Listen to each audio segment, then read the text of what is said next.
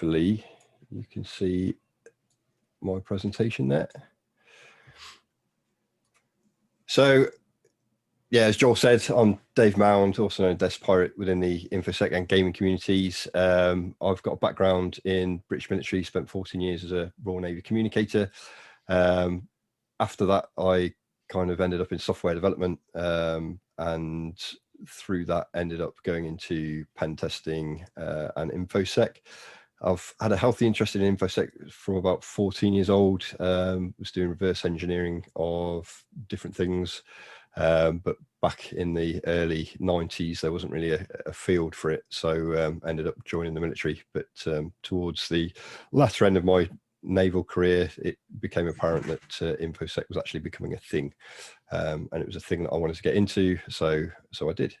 I recently specialize in cloud based technologies, and I know Gwilym is in here tonight, but Gwilym and I and another guy worked on a cloud based framework for rapidly deploying sort of event driven applications within the cloud, and through that was looking at the security aspects of the various cloud platforms. So I've got a lot of experience in AWS, a lot of experience in Azure, and a bit of experience in GCP and a few others. If you need to get hold of me, I'm on Twitter as @DeskPirate. If you want to watch me game, I am on Twitch as DeskPirate. And if you want to game with me, PlayStation, Xbox, or rest as DeskPirate. That's enough about me. What am I talking about tonight? I get a lot of people asking about AWS security and how do you do AWS security as a pen tester, and how do you do AWS security reviews, and what should you be looking at when you're looking at AWS. So I kind of wanted to put this together as like an introduction to people that are new to cloud technologies, specifically AWS, and what you can do to better yourself and further yourself as a pen tester, getting ready for those types of environments. Okay, it's not there's no heavy stuff here. It's all like baseline introductions and going over a few of the core fundamentals, what type of services that you'll typically see, and some of the nomenclature and terminology that's used around AWS services.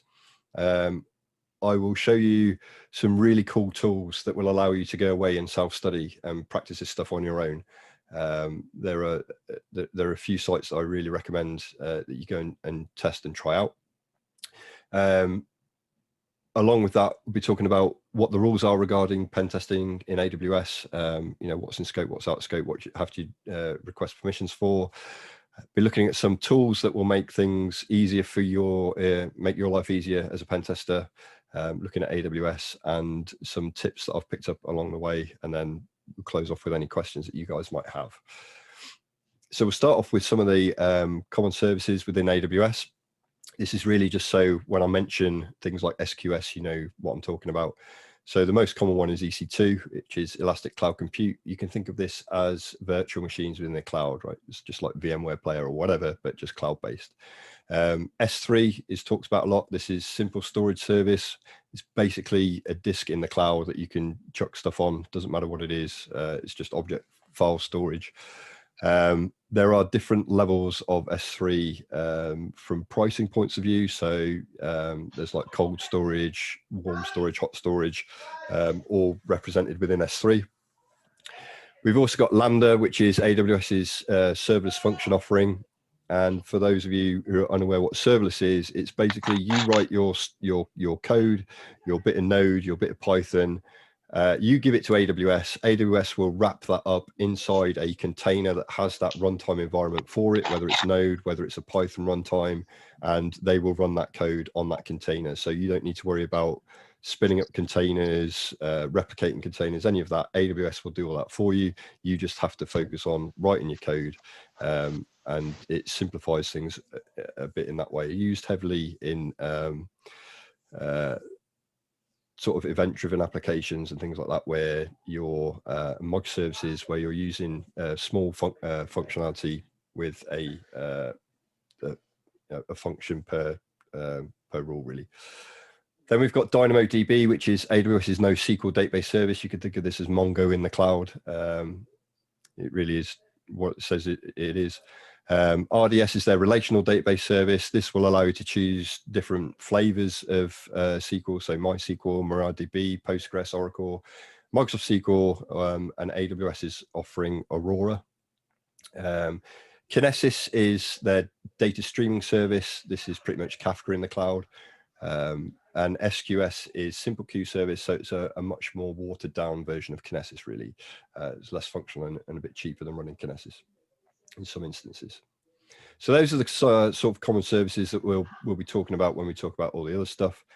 But we're now getting into some of the more fundamental aspects of AWS and what you will need to understand when it comes to things like permissions and policies and stuff. So a core piece of this is what's known as the ARN, which is an Amazon resource name, and that identifies a particular resource within the AWS cloud, and it's used to track items and policies across AWS products and the API calls.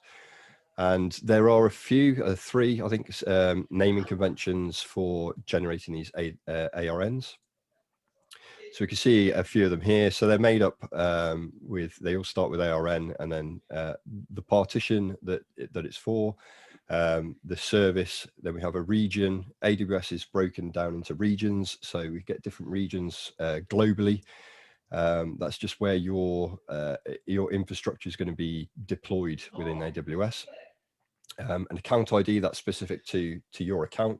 So any account on AWS will have an overall account ID, sort of like an organization ID, really.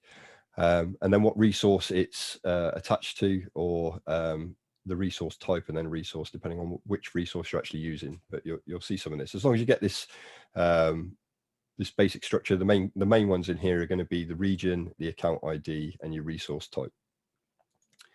So we can see some examples here. We've got ARN AWS. So EC2, we've got an EC2 ARN here.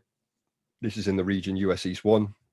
It's for this account ID, and it's an EC2 instance, and this is the instance identifier, or the instance name. For S3, we've got a similar one, but here we're missing out the region and the account. This is because S3 is unique, like super globally. So you can't have an S3 bucket with the same name as someone else in another AWS account, right? So S3 bucket names are globally unique, and that's full global. That's every account within AWS. So if I call my bucket Dave's demo bucket, that means someone else coming along won't be able to choose that name. Okay, so they don't need a region or an account with that, because this is sufficient to identify that bucket, because it will be unique across all AWS instances. And we've got a Lambda example here, and we've got so when it's for Lambda, it's in EUS2.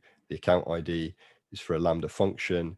We've got a Lambda function name, and then we've got this other number after it, and that is can be a version number. So we're actually going to run version 2 of this this function here.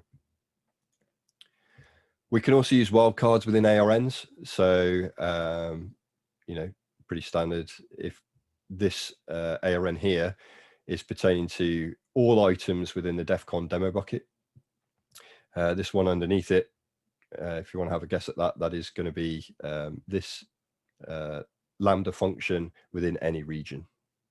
Okay, so that's basically ARNs and how we work with ARNs. And I want to clear that out of the way before I move on to IAMs, because they're heavily utilized within IAMs to actually identify the resources that IAMs are describing. So onto IAMs, we've got identity and access management. It is the core underpinning of all sort of permissions within AWS. It's a web service that helps you securely control access to AWS resources. It controls who is authenticated, i.e. signed in and authorized, has permission to use what resources. It looks confusing, but it is that simple. It's just going to control who can access what. So some of the nomenclature that here associated with IAM is resources.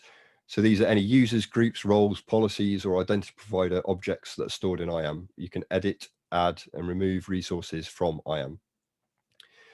Identities, so the IAM resource objects that are used to identify and group you can attach a policy to an IAM identity, including users, groups, and roles. Entities, so the IAM resource objects that AWS uses for authentication. This includes IAM users, federated users, and assumed IAM roles. And then principals is any person or application that uses the AWS account, root user, an IAM user, or an IAM role to sign in and make requests to AWS. So this is the basic flow of how IAM works. You have your principal in the top left. They will sign in to AWS. That gets authenticated, and then their request is processed. The authorization level will check what that user has access to, and then it will look at what actions it wants to grant on which resource based on those that authorization. If that's valid, it will go through. If not, it will kick it out. The two accounts on the side show how AWS uses assume roles for cross-account access, but I'll talk briefly about that later on. The main one is just in the center, just to know that we get authorized, and then that request is looked up in an authorization table, and then access to an action on a resource is granted or denied based on that authorization. So by default, all requests are denied. Okay, AWS falls back to a denial policy, with the exception of the root account. The root account has permission to pretty much do anything. This is why you should never use your root account. Once you create an AWS account, it's advisable to create a user and then give that user either a global admin privileges and then shelve the root account. It's a best practice within AWS. Explicit allow in any permission policy, identity or resource based, will override the explicit deny, the global deny. The existence of an organization security control policy, an IAM permission boundary, or a session policy will override that allow. So if one or more of those policy types exist, they must all allow the request, otherwise it is implicitly denied. So if you had an allow rule in your IAM, but then you had an IAM or an organization security policy that didn't specify that same allow, because the organization policy doesn't physically specify it, it will be denied. So you'd just be aware of that. And if you need an allow rule, it has to be placed across all permission boundaries. An explicit denying any policy overrides any allow. So if you explicitly deny anywhere in any of the policy types, then it will override any allow that you have anywhere else. This is the workflow that permissions will go through when checking to see if you're getting access granted or denied. So it will step through each of these. It will look in organization SCPs, resource-based policies, then IAM permission boundaries, then the session policies, then the identity-based policies. If any of these have a deny, then you won't be allowed in. So it's really tight, really well done the way they've done it. And I think it's quite a secure way of handling identity and access management. So this is an example of an IAM policy document. They always have a version. Oh, that version, I don't think it's ever changed. And then you have your statement. Now the SID is just, it's unique within a policy, but it can be whatever you make it up. Generally, you will name this something that makes sense to what that policy is doing. So if we look at this one, we've got this SID allow S3 list read. So the effect on this is allow, and the actions are going to be S3 list all my buckets and S3 head bucket. And then the resource is starred. So it's everything, every resource. So that is an allow on list all my buckets and head buckets. The next one down, allow S3 self, we've actually specified resources here. So this is where the ARNs come into use. That's been locked down to the S3 bucket of Carlos Salazar, all items in there, and the actual root bucket itself. And then we've got a specific deny policy, which is denying anything on star log star, and then anything within that bucket as well. So that's really how IAM policies are written. You can also have conditional statements in here as well, but I'm not going to go into those. Here's another statement. This one, allow ***. That's going to be allow anything on anything. So that's pretty much do what you want. It's then followed by deny AWS portal. So we're going to deny any actions in the AWS portal for any resource, but everything else is allowed. Okay. Instance profiles are a particular type of policy which get attached to EC2 instances. Excuse me. And it's just basically a container for an IAM role. You can only have one IAM role for an instance profile, but you basically, it's used by the EC2 instance when it starts, and it grants that EC2 instance permissions to access other services without having to have those credentials on that machine. So let's say we wanted to access a database from a web service that's running on an EC2 instance.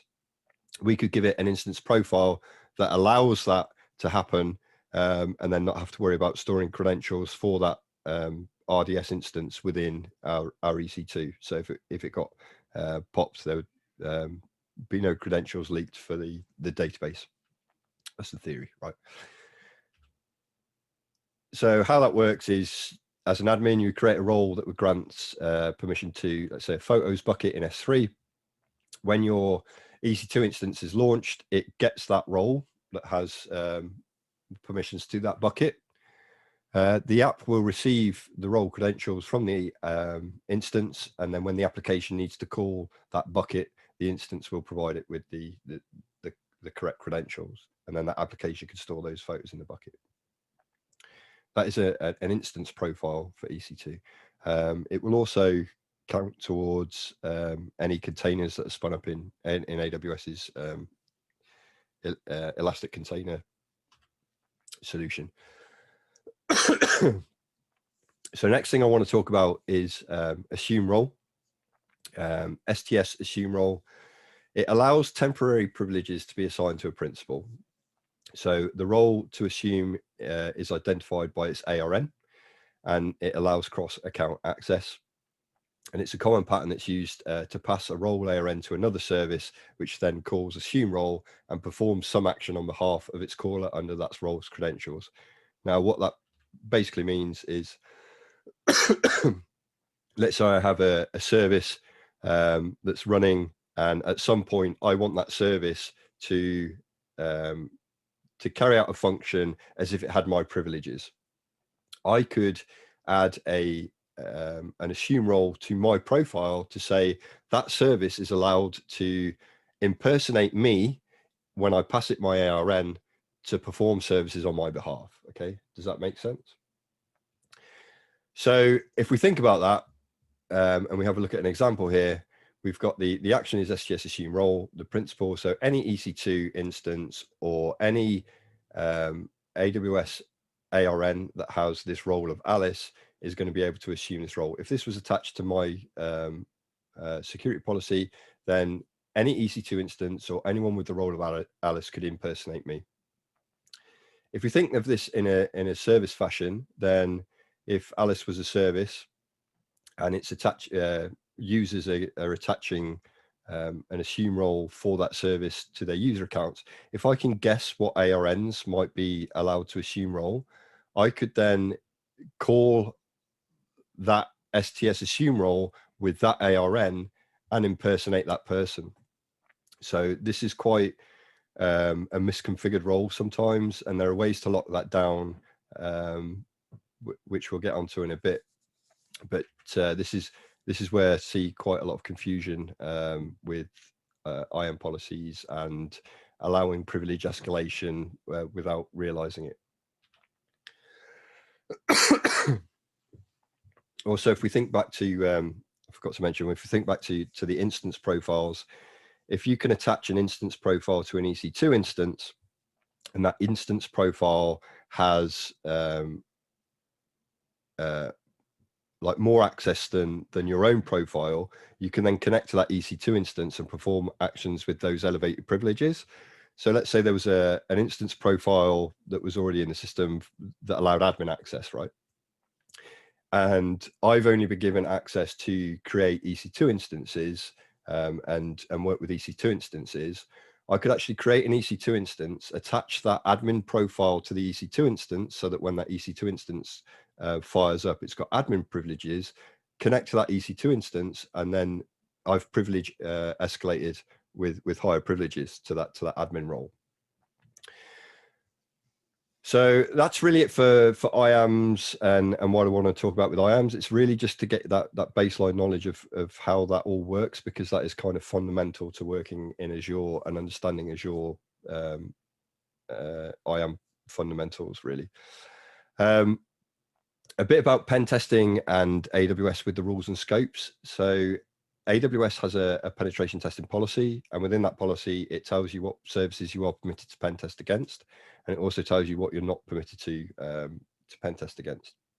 So there are 8 services in total that you do not have to request permission from AWS to penetration test, and they are listed in this penetration testing policy.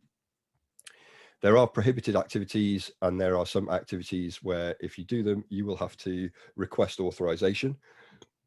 But that is mainly for DDoS simulation testing, network stress testing, and you don't need to worry about telling them about the conclusion of your test and sending them a copy of your report and all that. That's just what that's saying. So just be aware of that if you're doing any pen testing, and if anything falls outside of these, you will need to request permission from AWS to perform that test, and that can take days, sometimes weeks, for it to be authorized. Normally days, though, in all the experience that I've had.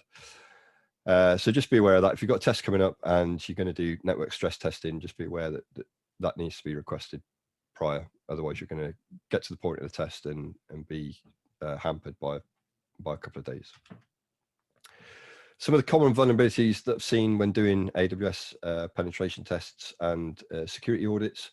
So permission flaws in the S3 bucket configuration, web application firewall or CloudFront misconfigurations, targeting compromised AWS IAM keys, false understanding of the shared responsibility model. So AWS works with what they call a shared responsibility model, and that's where AWS will worry about the security of the infrastructure that is backing the services that they provide, but anything that you spin up on there is really down to you to maintain and manage.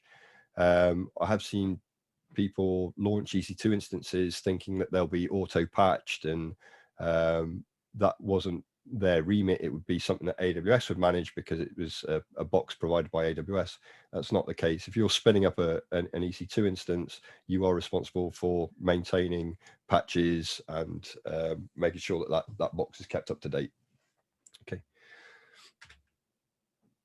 So for practicing some of the stuff and getting up to speed on AWS security, these are the 3 main things that I advise you to go and check out. Let me just stop my screen share there, and we'll look at some of these now quickly. Right, so hopefully you should be able to see my browser window now. So this is flaws. This was one of the first sort of AWS CTFs style training sites that came out. It's a really good site for getting a basic understanding of AWS security. You don't really need anything to try this out. Flaws.cloud, like I say, very good. Don't need any special tools to run it either. The follow-on from that was Flaws 2. This is a bit more involved, and you could choose attacker or defender path. This will not only tell you how to exploit stuff in AWS, but will also show you how to look for it from a logs perspective. Again, another fantastic site.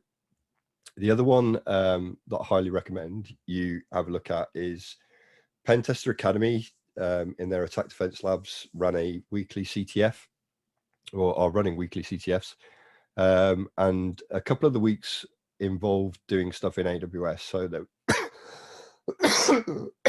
were 2 cloud-based or cloud-focused CTFs that they ran, both well worth having a look at. And the last one that I'm going to mention is Rhino Labs Cloud Goat. So Cloud Goat is really good, really in depth, and it was written to kind of showcase Paku, which is one of the pen testing tools that I'm going to speak about in a minute. But Cloud Goat is probably the one that I would recommend you spend the most of the time getting to know. It gives you a lot of different scenarios that you can go through.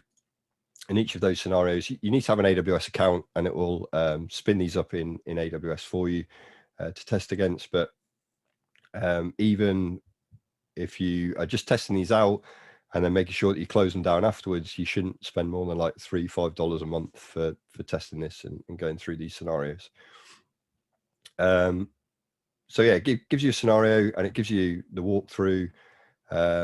So we can have a look at this quickly now. Right, hopefully you can see this screen now. So for Cloud Goat, for spinning up a one of the examples, you'd simply Cloud Goat .py create, and then the name of the scenario that you want to look at.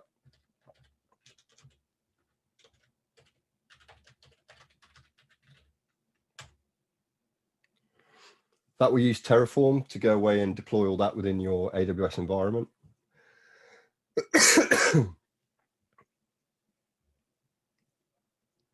And it may take a little bit of time just to go away and do that. While that is working on that, that's finished already anyway. The next tool that I want to speak about is Paku. So again, Paku was created by Rhino Labs to kind of assist with penetration testing within cloud environments, I'm going to say, because it is modular, but at the moment it's only focused around AWS. Oh, I'm being a monk today. So Paku has a concept of sessions. Think of sessions as an individual pen test. So you create a session for a particular pen test that you're on. And this is really like the Metasploit of cloud testing. So it's all modular. You can add stuff to it and write your own modules. But it really does take a lot of the grunt work away from doing things in AWS. So we finished what we were doing in Cloud Goat. Our little Cloud Goat environment's been deployed, and we're going to just quickly go through the cheat sheet for this. So it tells you that we've got some resources here, some an access key ID and a secret key for accessing the AWS environment as this Rainer user. So if we configure a profile for this and add the keys to it, this will make sense in a minute why I'm showing you doing it this way.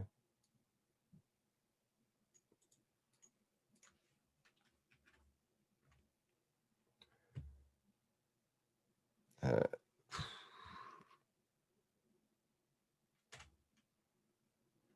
just leave those as standard. So we've got a user then for Rainer, and we can list the attached policies for that user. User Rainer cannot be found. Right, okay.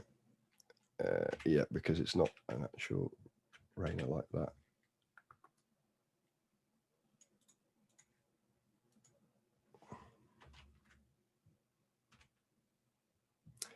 So we've seen that we've got this attached policy. We can then list the policy versions for that policy. So policies have versions, right? And if you change a policy, it will update the version number.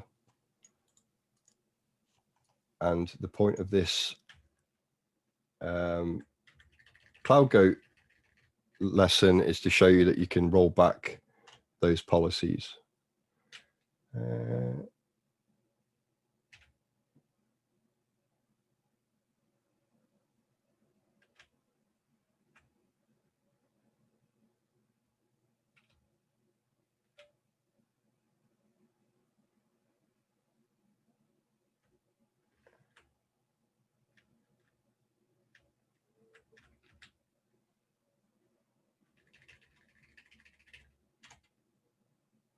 Yeah, so here we've got all the different versions for that, for Raina's policy. So there's 5 different policy versions, so it's been updated 5 times. If we have access to those policies, to set those policy versions, we can actually roll back that policy to another version. So if you had a security policy that was more open, and you have permissions to set those security policies, you can actually roll yourself back to achieve privilege escalation. And you can see it's a pretty manual process doing it through the AWS command line. Again, you're going to have to go back through and look at these policies, selecting each ARN.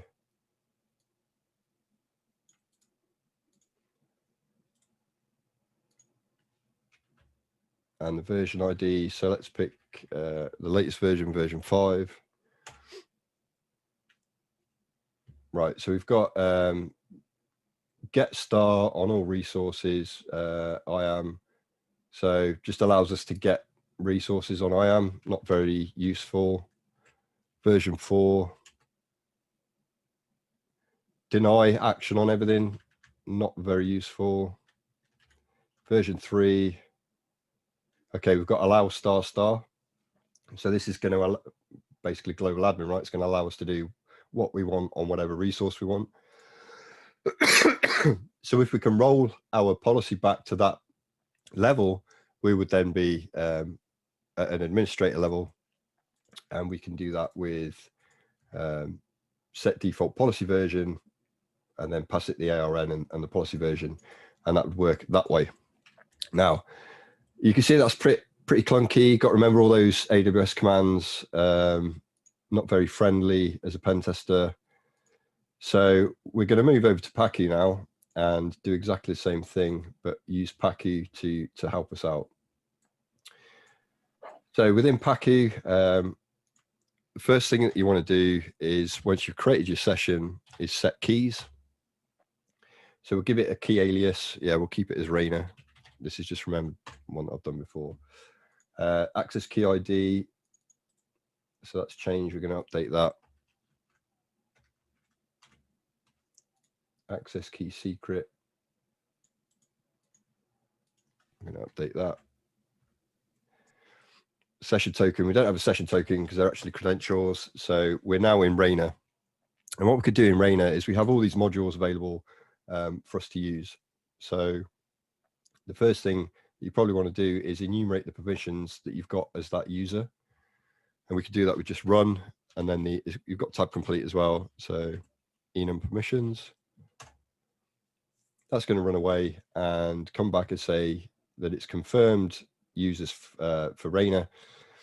And then if we want to see what those permissions are, we can run who am I, and that will show us that which user we're using, so our access key and secret, but then also what permissions that user has.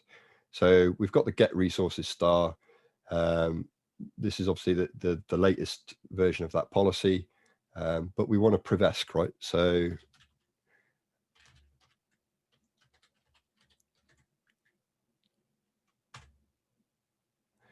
is there a specific policy that you want to target? Enter its ARN now. Well, if we don't know, okay, we could just hit enter and it will try and figure one out for us. So it's now listed these policies for us. We haven't had to run any commands to do that. And it says, look, I found these policy documents. Which one do you want to target? Well, we know that we wanted to target the allow all, which was this allow version 3, right? Yeah, allow star star. And it says there, what version would you like to switch to? Because I example V1, but we want to go to V3. We're going to hit V3. Privilege escalation was successful. Great. So now if we run the IAM enum privileges, permissions, sorry.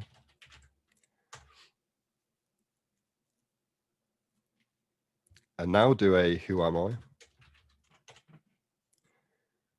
I. We can see that we've we've been updated now, and we've got allow star on star. Okay, so that privesc was a lot simpler using Paku than it was going through the AWS CLI, having to remember all those commands. Okay, and we could do a lot more with Paku as well. Just list those modules again. We've got ways to generate API keys. Once we've progressed, we still want to do sort of like the similar techniques that we do in traditional red teaming with persistence, etc. So we could do some of those persistence methods within AWS by creating new users with keys, or adding our own keys to other users, or creating one of those assume roles that we know that we can assume at a later date from the user that we currently have. Okay, so this is Paku, and it's really powerful, and it takes a lot of the heavy lifting away from the work that you would traditionally have to do through the CLI. All the enum stuff is really useful, and when you are using flaws and the AWS Attack and Defense Labs in Pentester Academy and the Cloud Goat, I suggest that you really get to know Paku as a tool, because it is super useful and super handy. Right, back to the slides. So yeah, some of the tools there. I spoke about Paku.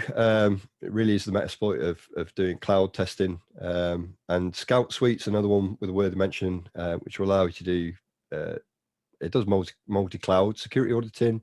But I've mentioned it there because it's really handy for doing AWS security audits as well. So a key part of doing this as a pen tester is that you really want to get hold of those AWS creds, because when you get the creds, you can impersonate that user. And then when you impersonate that user, you can look at ways of doing prevesc or lateral movement with that user's permissions, right? So there are some ways that you can look for creds. You can use OSINT, looking through source code repositories like GitHub, GitLab.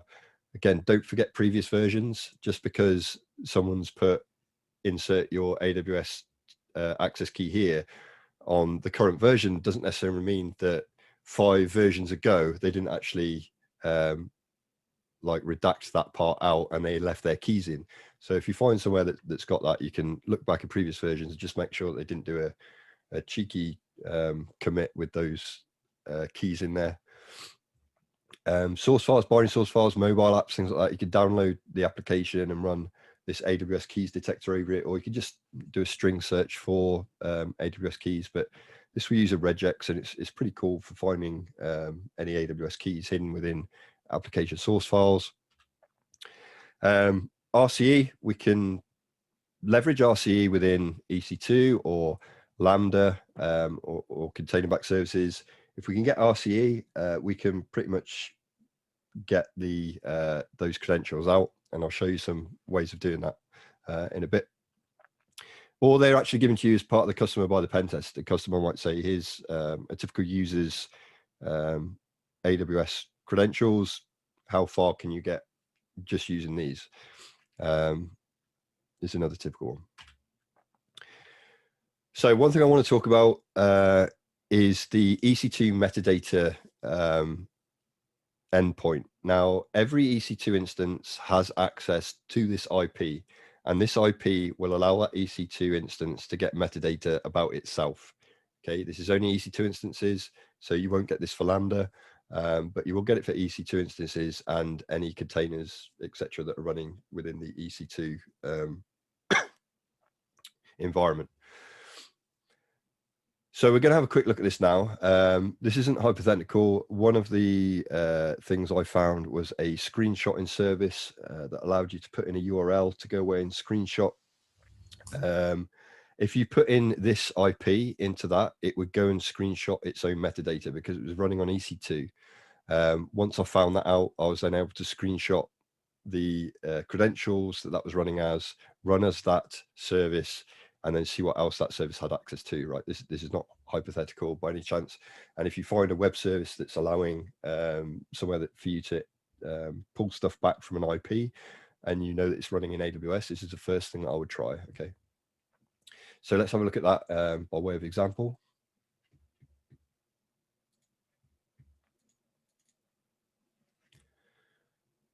Is that text big enough for everyone? Like I hope so. It's just so this is Insomnia. It's a bit like Postman, whatever. It's just used for making requests and seeing the responses. But here I've got a service running on an EC2 instance, which I'm going to call. And if I pass it a URL,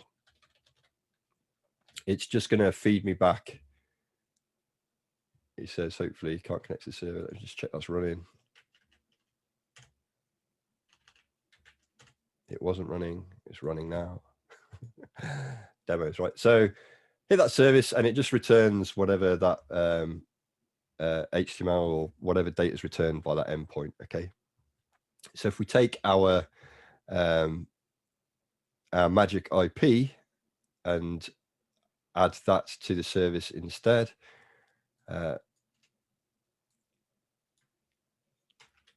So we're going to change this for 169.254, 169.254, and send that. So we see we get data back. So this is actually hitting the metadata endpoint, and it's folder structured. So we're going to go with latest. So we just keep adding to this, right? You don't have to when you know what you're doing, but I'm just showing you where you could find this. So under latest, we want metadata. In here, we've got some folders that look interesting. IAM and identity credentials. So we're going to hit the IAM endpoint. So we've got info and security credentials. If we look at info first, we'll see that this EC2 instance is running with an instance profile ARN of DC demo role EC2 metadata. So this is those instance profile roles that we spoke about earlier. So this will be given extra rights for EC2 to do whatever's in this role. Okay, whatever this role is allowed to do, this EC2 instance is now allowed to do. So if we go back to our IAM and actually call the security credentials endpoint,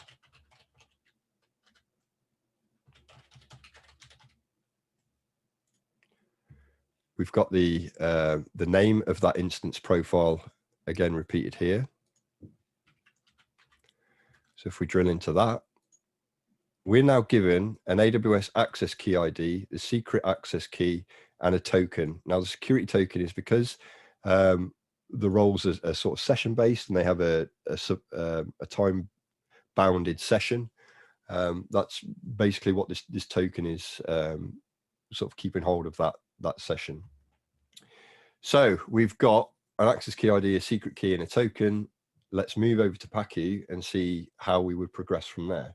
Okay, are you all following along so far? Hopefully. One thing I'm going to do is just change out this session, right? So we can list sessions.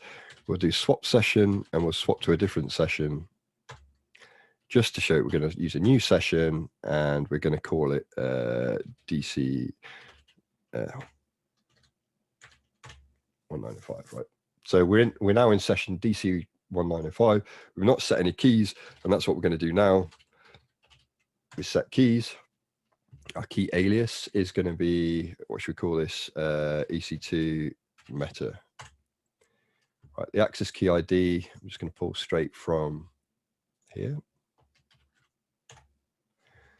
Secret access key.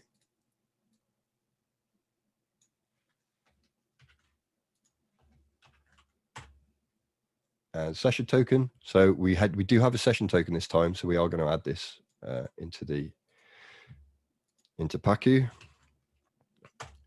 Bam, there we go. So who am I? Well, we don't know username, we don't know roles yet. So we need to enumerate our permissions, right? So I am enum permissions. Right, didn't find any permissions for this role. This is because it doesn't have permissions to list its own policies. So there is another way of finding permissions within Paku, but it's really noisy, right? The first way, that enum permissions will try and be quiet and try and be stealthy about it by calling its own list role on IAM if it has those permissions. But if it doesn't, we can actually brute force those permissions. And what that will do is it will try and call each of the services as this user. And if it's allowed to, then obviously that call will go through. If it gets access denied, then it knows it doesn't have those permissions. So this is super noisy. it will show up in a lot of logs. And if people aren't watching the logs, then you'll get away with it. But generally, if they've got guard duty or anything like that running, this will get you caught out. But it's a good way of finding what permissions that user has. So if it's a pen test or whatever, and you're not too worried about getting caught, then just run it, and it will kind of save you a lot of time trying to figure out what permissions that user instance has. Another way of finding out what permissions that might have is actually looking at the source code. So if your RTE will allow you to pull back the source code for the function that you're running, and you can dump that, you can kind of look at the calls that are being made or what that's connecting to, and that will give you a fairly good indication of what that profile will allow. So it's come back and it says it can't find anything. Is this correct? Do we think that's right? It may be that my thing's balked, but I'm going to run enum secrets. Enum secrets.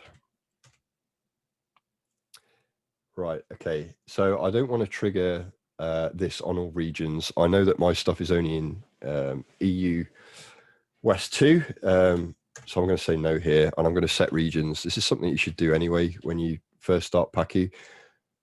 Most people will only have infrastructure in a particular region. So here I've set it to EU West 2. Now I'm going to rerun that enum secrets, and it shouldn't pop up that thing again. It says that one secret was found in AWS Secrets Manager. Check session name, download secrets to get this value. So even though Paku couldn't find that we had permissions on anything, we did actually have permissions to run the enum secrets. And by running enum secrets, it's actually gone and grabbed those and stored them in this folder. So we could check that now. Let's just bring up a new window. So it's in Paku sessions, our session name, which is DC 1905, downloads, secrets. If we look in there, we've got our secrets manager. So we can go into secrets manager, and we've got secrets.txt. So if we, there we go. So that's the secret that was accessible by that profile that we managed to get back.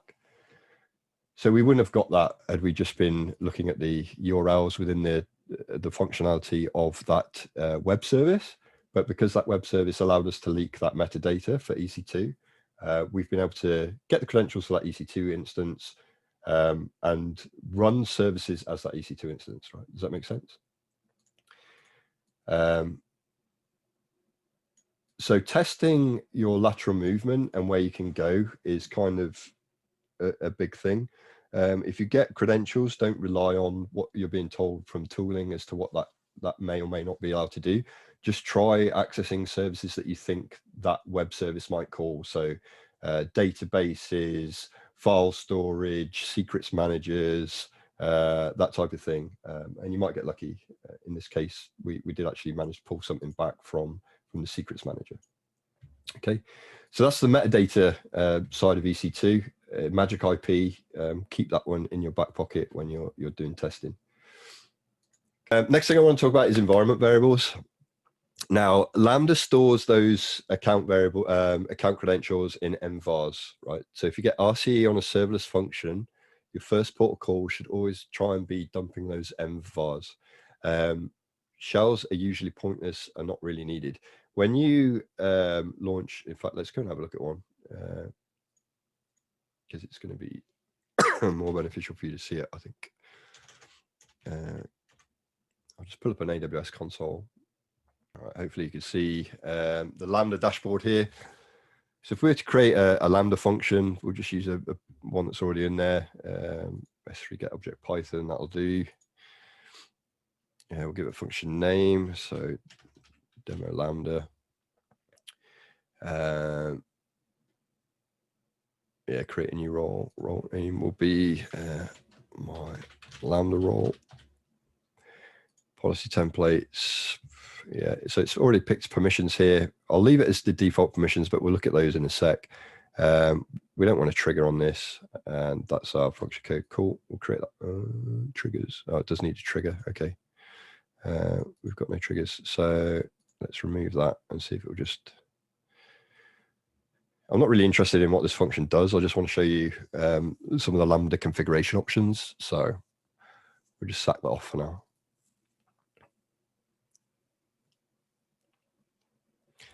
Okay, so here's our Lambda function. Environment variables, you'll notice that it doesn't give you any indication here that those environment variables will exist.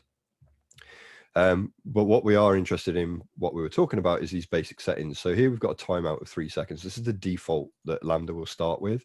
It is configurable, but most Lambdas will probably stay at this 3-second mark, right? So if you drop a shell on that function as it's executing, you're going to have less than 3 seconds to do whatever you need to do with that shell, right? So there's not really a lot I can think of that you can possibly do in 3 seconds with shell access.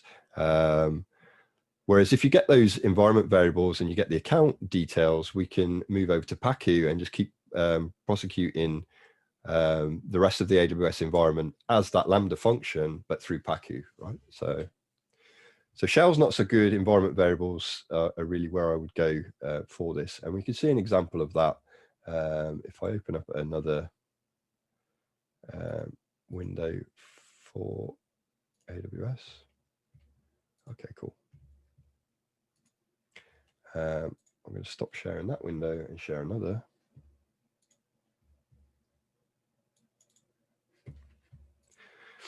Okay, this is when I first started playing around with serverless, I was interested in how it worked and where you could go and what you could do with serverless functions. So I spent a lot of time poking and prodding it from the actual function itself, seeing what environment it was executing in, what permissions it had, etc., etc.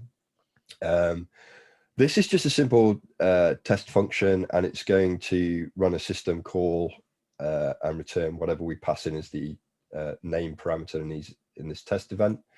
So if we look at test event, what we're going to do is pull back environment variables, the present working directory, and then some other bits and pieces. So if we just run this as a test,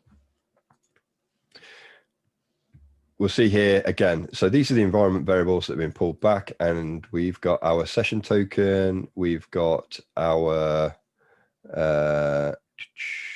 secret access key here, and we've got our access key ID here. So again, we would pull these out, move over to Paku. So let's try that now. We've got a secret environment flag there as well. But yeah, environment variables for serverless is really what I'm getting at. But we'll pull these out. We'll go to Paku and see what else we can do in Paku. So this function, this mtester function, if we look at the permissions on it, we'll see that we've got access to some other resources as well.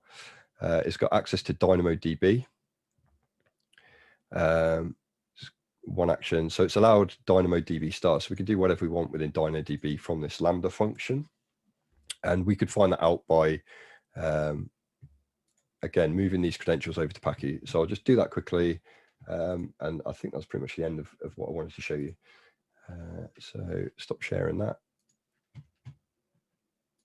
share our VM again, move over to Paku. I'm going to set keys again in Paku. This one we'll call Lambda. Use our new access key, ID, secret, and token.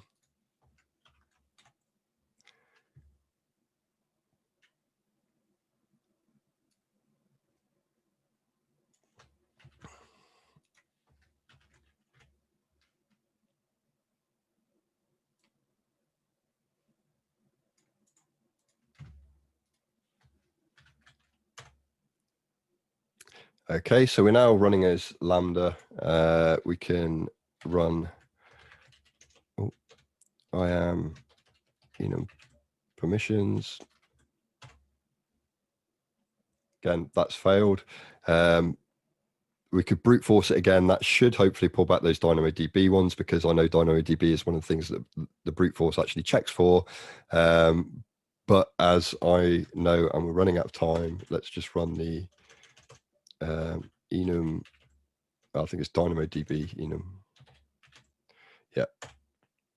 So it's found one table in EUS2.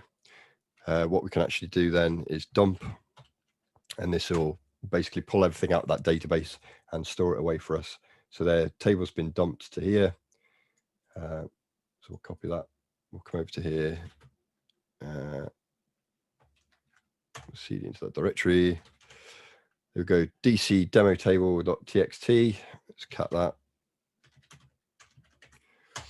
And there we go. We've got the items from our DynamoDB table all dumped out for us from that DynamoDB. So back to slides quickly, and to wrap it up. Things to remember: versions, right? Policies have versions, code have versions. We showed you quickly how the policy had a version that we could revert to get privilege escalation. Code's exactly the same. Code is kept in versions in AWS. So if you've got a Lambda that has different versions, check back through those versions, see if there was a version that had an exploit in it that you can use, and that you can still run that Lambda function, and then run that function's version. You saw in the ARN how you had a version number at the end. You could do the same when calling those Lambda functions if you have execution rights for that Lambda. A/B testing is another one that's worthy of mentioning. A lot of developers will use A/B testing to test out new functionality. If you spot that that's happening through looking at the API, and if you do the Pentester Academy CTF, you'll get an understanding of this, but you can actually see through the API endpoints whether or not A/B testing is enforced, and if it is, one of those functions might actually be susceptible to a vulnerability, but the other one won't be. So you'll have to keep running your code multiple times against that endpoint until it switches you over to that other code. Okay. So just a couple of things to be aware of with versions, and that's it. So I've kind of covered what I think you would need to know to go out and understand what you're doing within AWS. We spoke about the ARNs, IAM policies, a few of the different services. I've given you some practice sites to go against, and seriously recommend that you go and look at those and test those out. They're good fun anyway, well worth doing.